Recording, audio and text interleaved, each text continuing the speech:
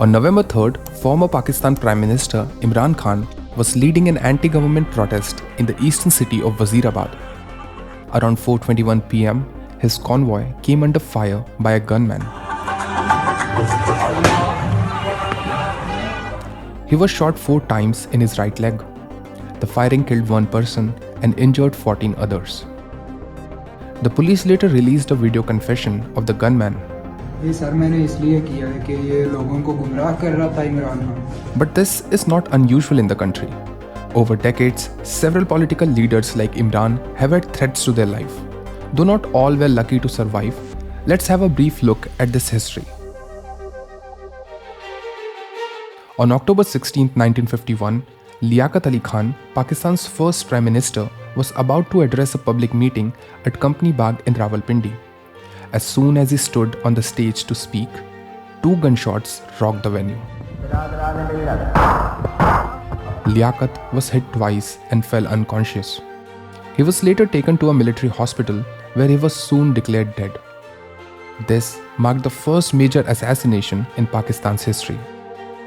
Syed Akbar Khan, a Pashtun tribesman, was held responsible for the killing. But the exact motive behind the assassination never came to light. The stage was later renamed Liaquat Bagh.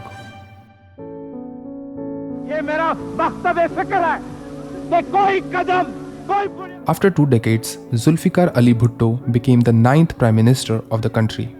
He was considered the main architect of the 1973 Constitution. But 4 years into his term, his popularity started declining.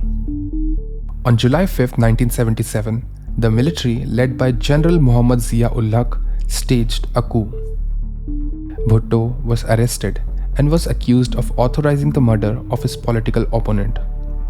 2 years later, he was hanged at Central Jail in Rawalpindi.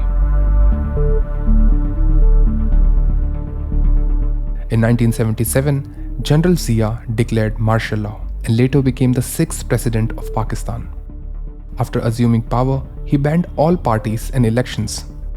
To date, he remains the longest-serving head of state and chief of army staff. But after 10 years, his reign came to an end. On August 17, 1988, Zia and others boarded an aircraft from Bhagalpur Airport for Islamabad. Shortly after the takeoff, the aircraft lost contact with the control tower. It soon started flying oddly. Later, the aircraft nosedived and exploded on the ground. Zia, along with 31 others, died in the crash. In the coming days, a board of inquiry found that the crash was an act of criminal sabotage. Soon after his death, the top court lifted the ban on parties and elections were reheld. In 1993, Benazir Bhutto became the Prime Minister for the second time. She was the daughter of former Prime Minister Zulfikar Ali Bhutto and was also the first woman to head a democratic government in Pakistan. But she lost the 1997 election and was charged with corruption. She soon fled the country and lived in exile in Dubai and London. But after 8 years, on October 18, 2007, she was said to return. Shortly after she left the airport, 2 explosions hit her convoy. The blast killed 139 people and several were injured. Bhutto was unharmed. Her security was upgraded after the attack. But on December 27, 2007, during a political rally in Rawalpindi, a gunman opened fire on a car while she was driving off.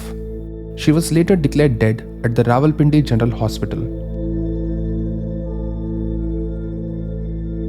Coming back to 2022, Imran Khan's shooting is a sign of growing political instability in the country. It all began when Imran's government was removed through a no-confidence vote in April this year. And for the past few weeks, Imran and his supporters were leading a march to demand early elections. The shooting has sparked protests across the country. While Imran blamed Prime Minister Shahbaz Sharif, Interior Minister Rana Sanullah, and Major General Faisal Nazir for the attack, all 3 have denied the charges. Many analysts believe that Imran would be the favorite to win the next general elections.